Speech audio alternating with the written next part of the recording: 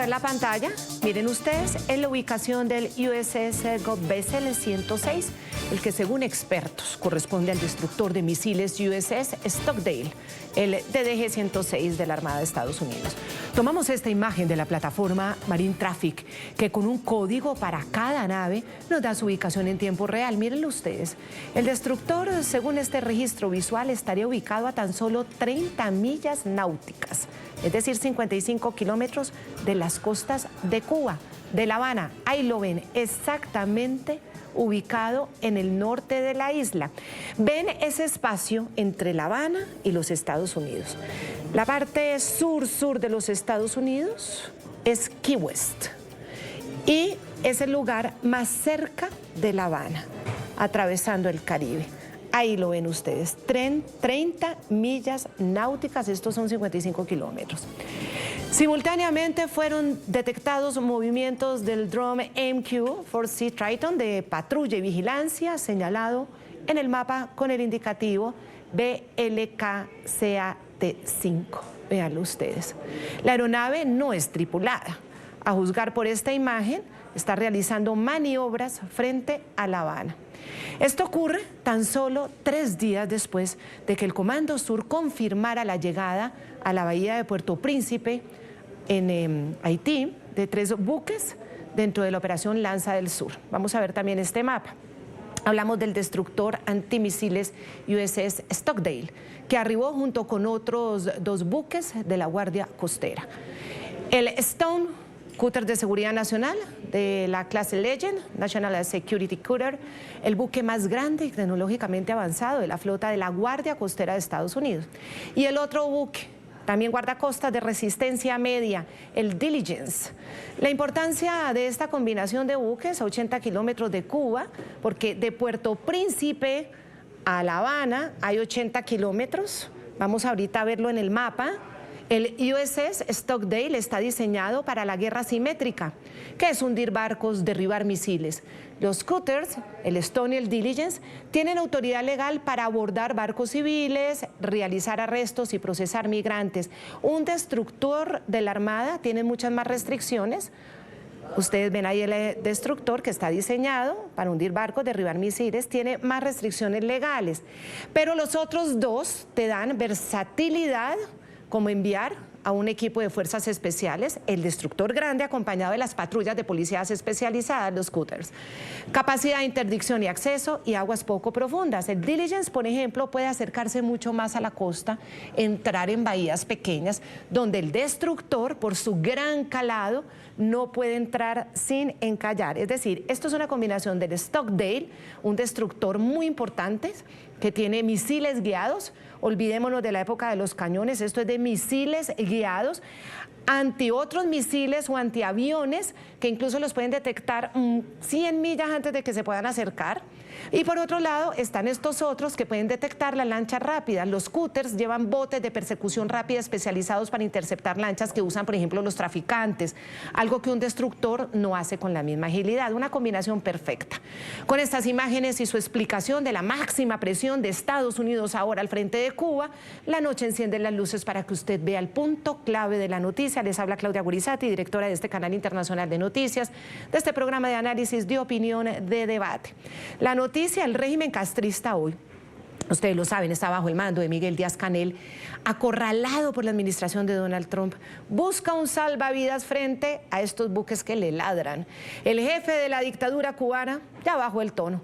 No nos está sorprendiendo, ya lo han hecho otros. Recordemos los terribles y temidos hermanitos Rodríguez en Venezuela, bajando el tono, cumpliendo las órdenes de Washington. El otro, por ejemplo, esta semana fue Gustavo Petro en su visita, bueno, de tratar a Trump de nazi. Nos hicimos chistecitos. ¿Cómo cambia el tono?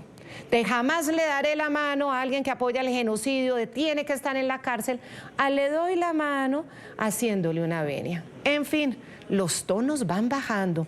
El turno ahora es para Díaz-Canel. Dijo estar dispuesto a un diálogo con Estados Unidos y con los buques al frente aseguró de manera realmente ridícula que el diálogo debe hacerse en posición de iguales y sin presiones. No, tiene presión. tiene presión y por eso ahora acepta que hay que negociar. Con el buque, el destructor al frente y los dos de la Guardia Costera, los sobrevuelos de los drones, ahora sí quiere hablar, ahora sí. Lo que pasa es que ellos hablan de sin presiones.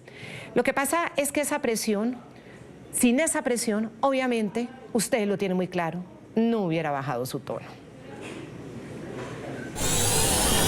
Cuba está dispuesta a un diálogo con los Estados Unidos, a un diálogo sobre cualquiera de los temas que se quiera debatir o dialogar. ¿Con qué condiciones? Sin presiones, bajo presiones no se puede dialogar, sin precondicionamiento, en una posición de iguales, en una posición de respeto a nuestra soberanía, a nuestra independencia, a nuestra autodeterminación, sin abordar temas que laceren y que podamos entender como injerencia en nuestros asuntos. ¿Qué diferencia ese tono al otro, al que estamos acostumbrados, al de todo el poder lo tengo, al de puedo hacer con la gente lo que quiera?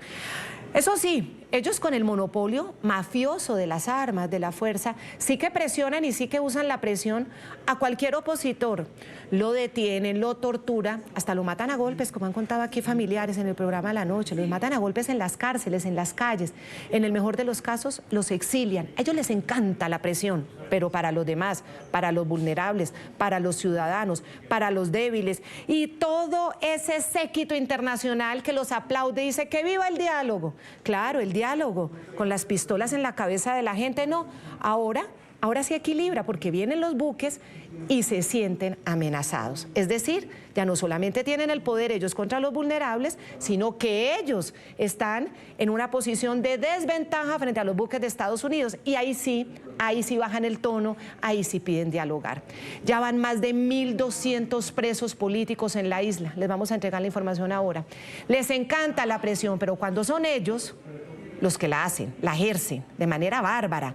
Pero cuando les ubican el buque al frente, las cosas ya son de otro color. O que le pregunten a Maduro y a los macabros hermanitos Rodríguez a ver cómo es que están funcionando. Y ahí sí el dictador cubano intenta suavizar la imagen de la tiranía que lleva 70 años de tortura, de represión del pueblo cubano, de una diáspora terrible. Y desde la Casa Blanca son bien fuertes las advertencias. La portavoz Caroline Leavitt aseguró de manera tajante que el régimen de Cuba está a punto de colapsar. Y dijo Díaz-Canel medir sus palabras al referirse al presidente Trump.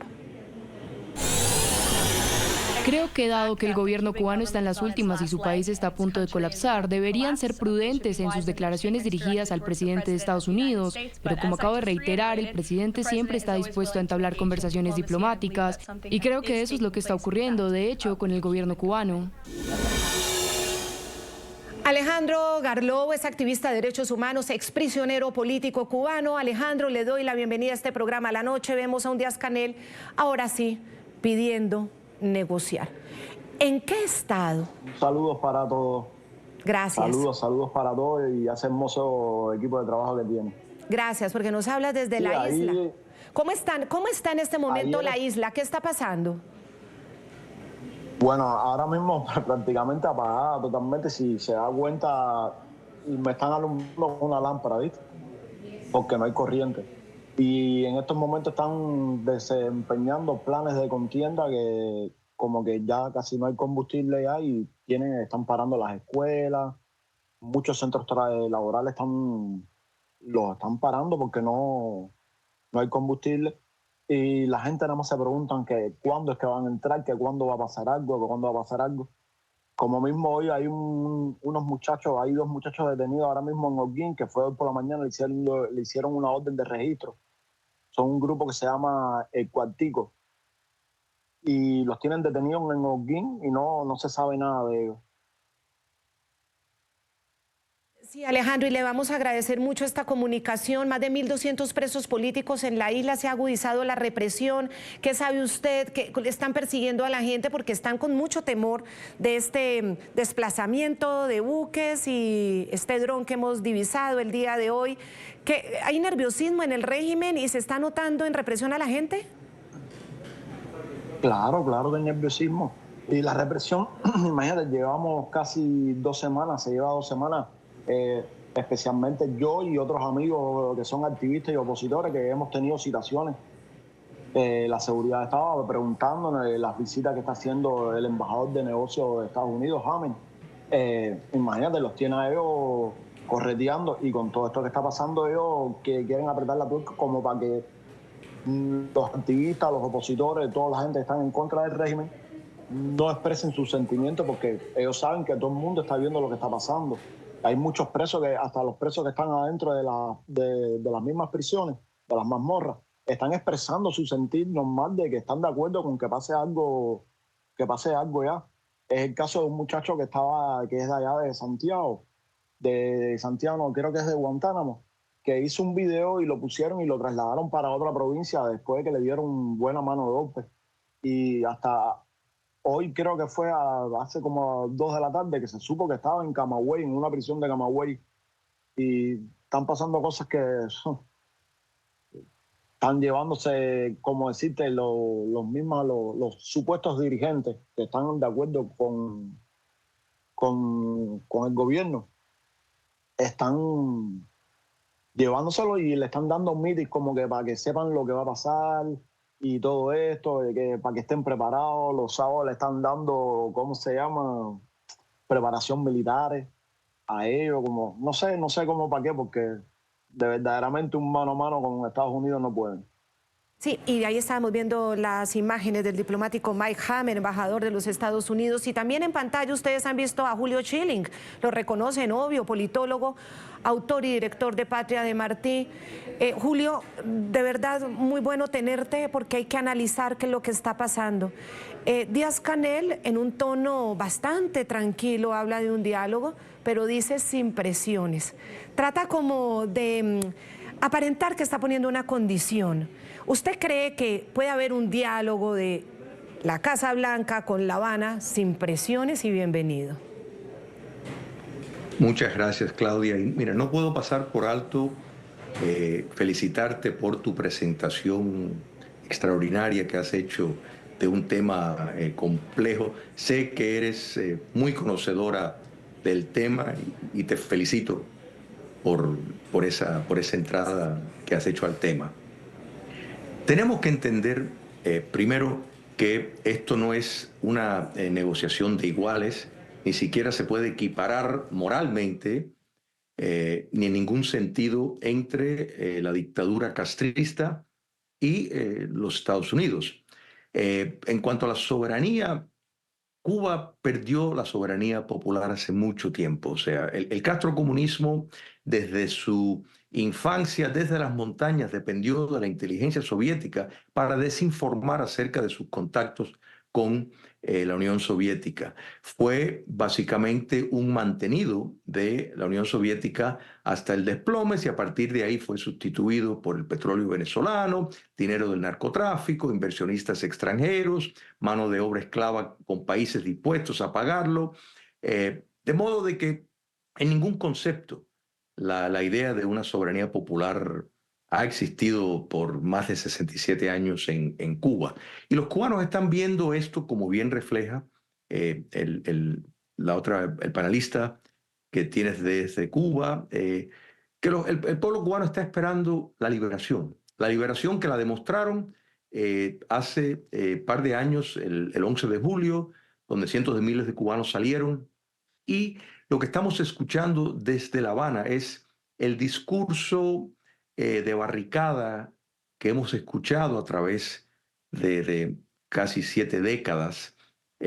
Y en este caso, los Estados Unidos parece estar totalmente ignorando ese tipo de pronunciamientos de falsedades, de mentiras, de querer llevar a Cuba a un primitivismo, cuando hay un puñado de familias que se han beneficiado del saqueo que se ha llevado a cabo en Cuba. Los Estados Unidos ya ha tomado una decisión en cuanto a barrer al socialismo del continente por su conexión con el narcotráfico y por el enorme daño que le ha hecho no solo a los países latinoamericanos, y estamos hablando de cientos de miles de personas. Colombia conoce muy bien por todos esos muertos, el aporte de Cuba comunista a esos muertos por el apoyo que le han dado a las FARC, a la ELN, al M-19. Y no hay un país que no pueden decir los venezolanos que Hugo Chávez logró implantar lo que llevó a cabo y los crímenes de lesa humanidad gracias al castrocomunismo. No hay un país en América Latina que no haya sufrido y no tenga víctimas atribuido al trabajo sucio que la dictadura de La Habana ha llevado a cabo. Hasta los Estados Unidos. Los grupos de terrorismo doméstico ya oficialmente categorizados como tal han tenido y tienen vínculos con La Habana, de modo de que ya los Estados Unidos está siguiendo una política de buscar esta limpieza y como tú bien señalaste, antiguos aliados.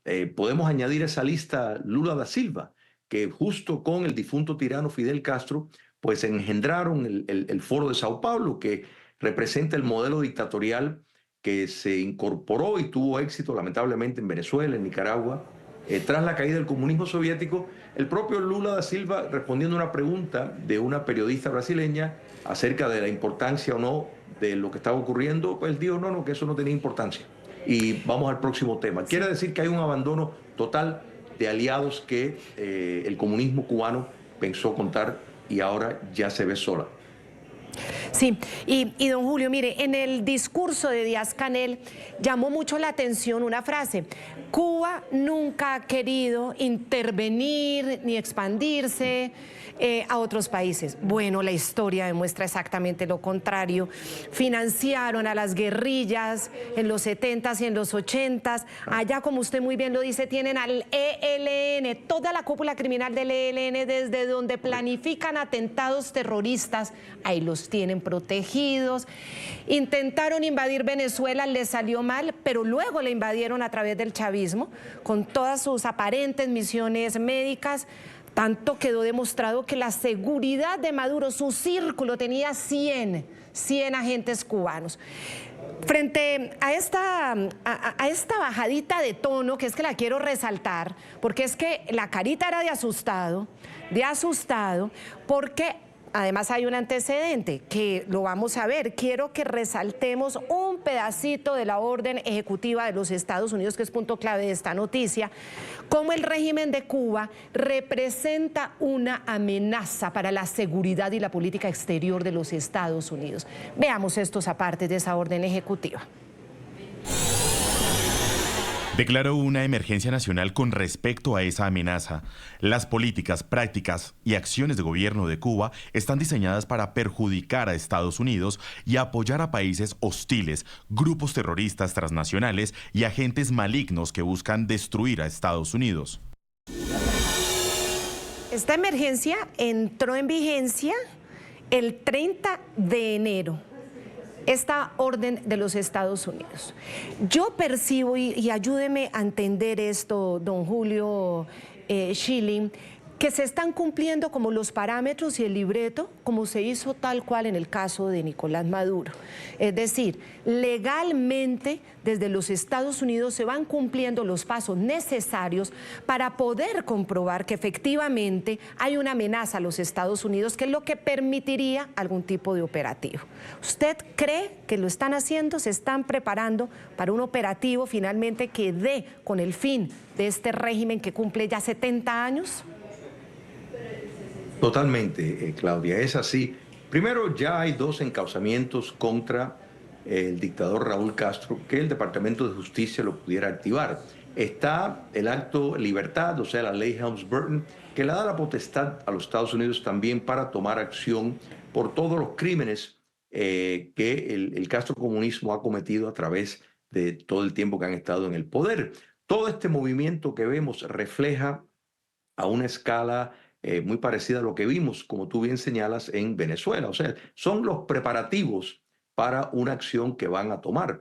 Y el castrocomunismo se cree que están en otros tiempos, o sea, manteniendo una posición de pretender negociar de igual a igual, y no se dan cuenta de que están negociando desde una posición de absoluta derrota, porque Cuba comunista sin petróleo del cual hay que recordar 80% del petróleo que entraba a Cuba era revendido en el mercado. No es que al negar el petróleo, pues por eso tenemos los apagones. No. Los apagones son por la preferencia del castrocomunismo de edificar hoteles y otras herramientas que pueden utilizar para el lavado de dinero si los Estados Unidos le dieran acceso al crédito porque tienen propiedades de ese tipo. Porque el 80%, repito, de todo el petróleo, el venezolano, el petróleo ruso que entraba, Cuba lo revendía en el mercado como una fuente de ingreso. Calcula que la producción de azúcar en Cuba en 1895 era más alto de lo que fue el año pasado. Del azúcar se puede derivar el etanol. Brasil le ha ido muy bien con eso. Cuba tiene que importar azúcar. O sea, el comunismo cubano, en eso muy parecido a todos los modelos socialistas, han escrito el libreto de cómo destruir un país, de cómo llevar a penurias inimaginables en una sociedad que en la era precomunista tenía uno de los estándares de vida más altos en el hemisferio occidental y comparado en muchos índices con países europeos. Así que la celebración de los Estados Unidos tomar partida en la promoción de la libertad es algo que no solo que ha tomado demasiado tiempo en llegar a su lugar, pero la realidad es que los Estados Unidos nunca debía de haber tolerado un régimen comunista a 90 millas de sus costas que ha servido solamente como una base para la subversión marxista a través de todo el continente. Ya en abril de 1959, o sea, escasamente 4 meses después, en abril, de haber llegado al poder, ya había una invasión en Panamá. O sea, instantáneamente ya empezaron y los asesores soviéticos empezaron a llegar al primer momento. A Venezuela fueron y Fidel Castro le presentó a Rómulo Betancourt la idea de, con él siendo el libertador, entre comillas, de América Latina, fue su pretensión, y Rómulo Betancourt entendió claramente que era un comunista, porque en ese momento Fidel Castro todavía no se había pronunciado oficialmente como marxista-leninista, y Rómulo Betancourt lo leyó a claridad y básicamente lo votó de su despacho. Así que esto viene desde muy lejos y al fin, gracias a Dios, estamos viendo un movimiento que va en serio. O sea, ya no estamos hablando de solidaridad democrática que por sí solo valdría la pena, sino en consideración de su propia seguridad nacional, estamos viendo un movimiento para producir un cambio de régimen en Cuba. Usted, don Julio Schilling, tocaba un punto que también es clave, punto clave de la noticia, y es el petróleo. Cuba requiere alrededor, dicen todos los expertos que hemos consultado, de 110.000 barriles de petróleo al día para su demanda energética, principalmente para sostener un sistema de electricidad absolutamente precario. De esta demanda, Cuba, según estimaciones independientes, produce internamente unos 40.000 barriles, por lo que necesita importar más del 60% del crudo, unos 70.000 barriles. Venezuela en el último año suministró a Cuba alrededor de 30.000 barriles diarios de petróleo crudo y productos refinados. Pero en lugar de suplir las necesidades del sistema eléctrico, y vamos a ver además todas estas cifras en pantalla, el régimen cubano ha revendido, atención, ha revendido y a mejor precio a mercados asiáticos cerca del 60% del crudo recibido, como lo advirtió recientemente un reporte del Miami Herald. Hace 4 semanas, el presidente Trump le advirtió a Cuba que ya no recibiría más dinero o petróleo de Venezuela y le recomendó llegar a un acuerdo.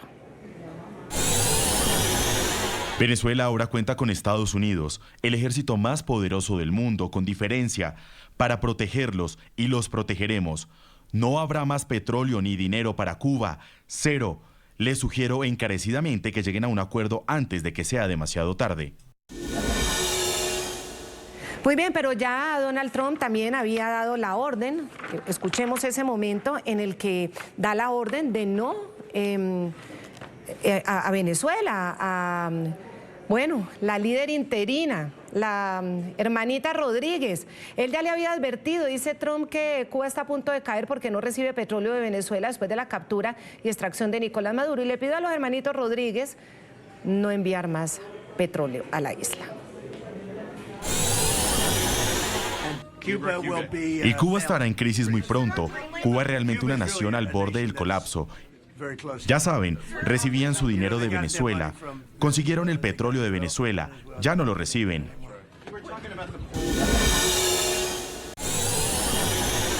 Por lo tanto, tenemos problemas en la disponibilidad de combustible para garantizar no solo ya la generación eléctrica, sino actividades básicas, sobre todo que tienen que ver también directamente con la población. Por eso hoy se reunió el Consejo de Ministros para complementar estas directivas de gobierno para enfrentar el desabastecimiento agudo de combustible.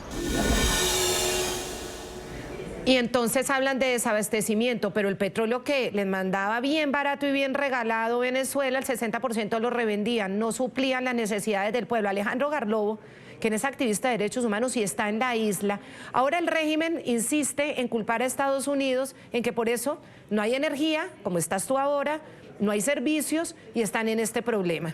Pero de esta manera revendiendo el petróleo que les daban. ¿Cómo lo analizan ustedes desde la isla? Bueno, mira, es que ya se sabía, desde aquí dentro de la isla se sabe que ellos vendían el petróleo. Simplemente se sabe que ellos lo revendían porque hay perfiles en Facebook que les dan la noticia de cómo el camino que lleva a cada barco, la gente lo ven y muchos los han encarado. Ahora mismo, según ellos, no tienen combustible ni para las escuelas, ni para los hospitales, ni para nada. Prácticamente anunciaron de que el transporte iba a seguir como estaba. Es mentira, el transporte está parado porque no hay combustible. Ya hay termoeléctricas que han salido y otras que han entrado porque están con bajo consumo. ¿Qué quiere decir? Que cuando no tienen la cantidad de combustible necesario, esas van a parar. Es algo lógico. Se dice que el día 20 entra un barco desde Rusia, o era uno que estaba tratando de entrar hoy, que entraba a La Habana, y como está el destructor allá afuera ahí, no lo dejaron entrar. Dicen que el barco cogió otro rumbo, no pudo entrar hoy. Y entonces todo el mundo aquí en la isla sabe que el petróleo lo venden, todo el mundo se ha quitado la venda de los ojos.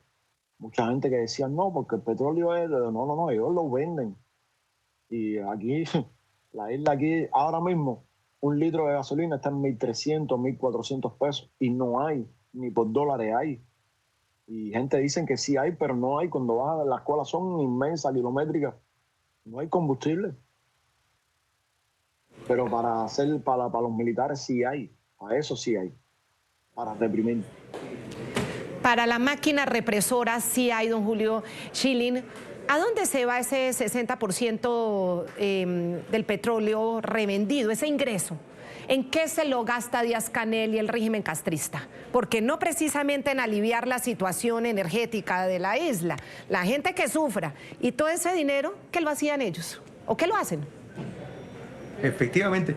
Mira, un punto de aclaración, porque ese reporte, el que mencionas, habla del 60%, pero excluye porque Cuba comunista utiliza barcos. O sea, esos son los barcos que ya van reconocidos con una afiliación cubana.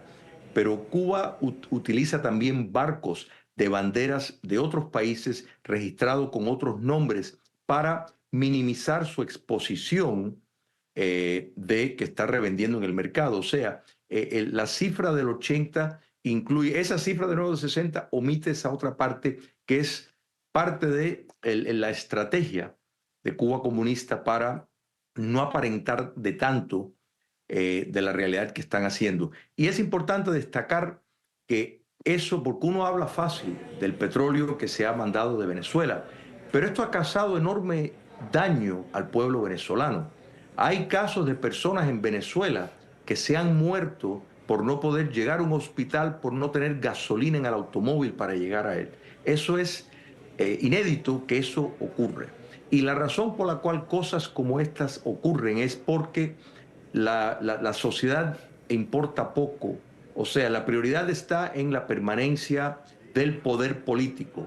Gaesa, una empresa, mega empresa ligada al poder político, al poder militar particularmente, tiene más de 18.000 millones de dólares en reserva en bancos fuera de Cuba. Perfectamente se pudiera utilizar para paliar todas estas necesidades. Los Estados Unidos acaban de enviar otro barco con ayuda humanitaria que se va a distribuir por medio de la Iglesia Católica en Cuba.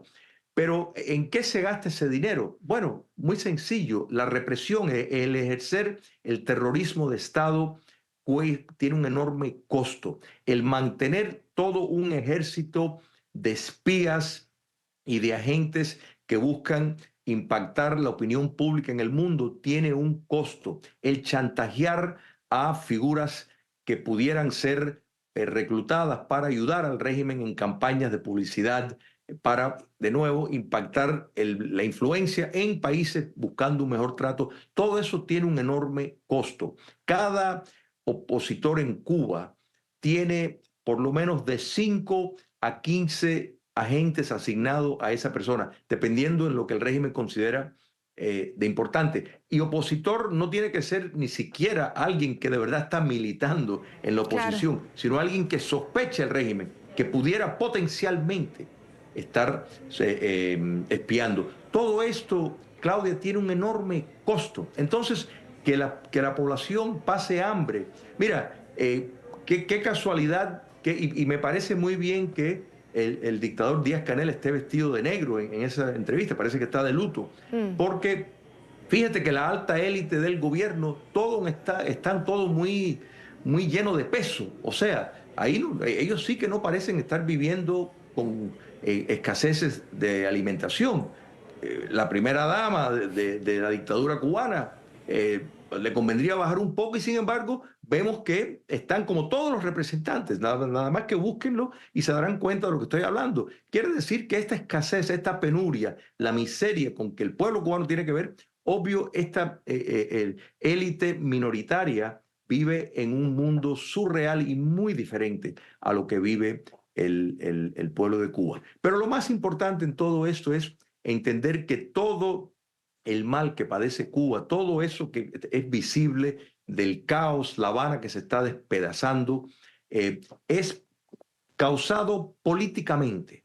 Esto no es culpa de un embargo, esto no es culpa de la CIA, esto es culpa de la dirigencia política y cómo han llevado el país y su prioridad para permanecer en el poder a toda expensa. Que el pueblo tenga que padecer, no importa. Y vemos en los pronunciamientos de seguir luchando hasta la última persona, pero ¿luchar quién? Luchar para un grupo de familias que han básicamente saqueado a Cuba y la han llevado a la destrucción. Sí, ellos sí están bien alimentaditos. Mire Maduro. Gordito. Sí, Ellos sí comen bien y van a los hoteles de lujo y a los restaurantes de lujo cuando viajan y alcanza el presupuesto mientras los pueblos pasan crisis humanitaria de hambre y de escasez. Ellos sí bien alimentaditos. Y para la reprimenda, como decía Alejandro, para eso sí hay. Bueno, les quiero agradecer mucho por haberme acompañado aquí en el programa de la noche. Bueno. Alejandro Garló haciendo ese esfuerzo, apague la lucecita, guarde para esta noche que se le acaba y poco a poco iremos viendo los siguientes pasos que sea el mundo realmente que se den para que Cuba vuelva a ser libre. No hay derecho de que tantos pueblos sufran tanto por culpa de unos señores que decidieron apropiarse de esos países. Y a don Julio Schilling lo mismo. Muchísimas gracias, politólogo, autor y director de Patria de Martí, muy amable. Gracias a ti, Claudia, siempre a vuestra disposición. Muchas gracias. Sí, hemos hablado de presión, ahí están los buques, ahí están. Un destructor que tiene una capacidad gigantesca, una capacidad para atacar con misiles guiados, con Tomahawk, puede incluso atacar submarinos, derribar misiles o aviones que vengan a atacar a la flota de los Estados Unidos y alcanzar objetivos a bastantes kilómetros de distancia. Y hablando de presión, hay otra que está también bajo presión de Trump, Claudia Sheinbaum. La presidenta de México se vio en problemas para justificar por qué México suspendía de súbito la venta de petróleo a Cuba. Después de Venezuela, el segundo proveedor de petróleo a Cuba ha sido México. Lo ven ustedes, en el 2025 Pemex se le vendió a la isla 496 millones de dólares en petróleo, con un promedio de 20.000 barriles diarios. La petrolera estatal mexicana suspendió el envío de crudo en medio del endurecimiento de la presión de Estados Unidos contra el régimen cubano. Todos los testigos dijeron, Trump le pidió que lo dejara de hacer. Luego se le vio bastante enfadada, unas fotos que circularon, bastante enfadada, no con Donald Trump, no, a él lo atienden y le hablan de manera muy amable. Luego se enojan o subliman esa rabia por otro lado.